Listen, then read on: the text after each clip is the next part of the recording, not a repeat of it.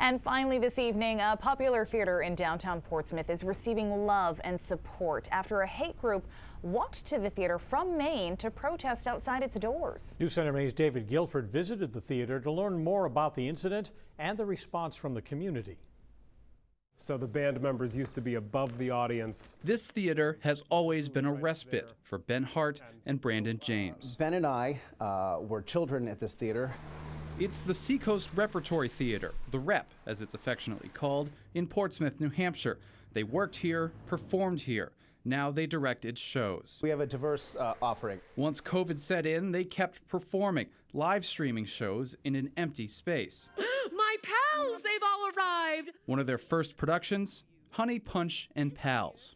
Is Gerald. It is for everyone. It really is for everyone. It is for kids. It is family friendly. It's silly. It's fun. It's puppets. We had so much fun today. The only difference between Honey Punch and any regular kids show, Honey Punch is in drag.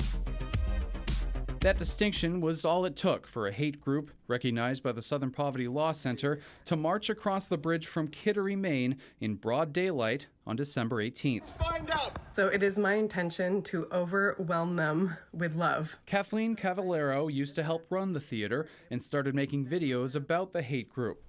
She told us because northern New England can appear to have little diversity sometimes, it's even more important to stand up to these groups. Like, everything is good because if we don't see it or experience it, it just doesn't exist to us. So because of that, we've been gaslighting marginalized people over and over again. When they came to his door, James looked inside himself. And I stood inside our lobby in our theater, and I watched these men hurling hate outside of the theater. And I had to ask myself and look inside, what are we going to do?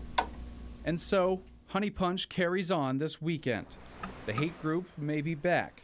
The theater's friends are expected there as well. We're not going to close up our shutters, and we're not going to roll over and let these men repeat history. In Portsmouth, New Hampshire, David Guilford, News Center, Maine.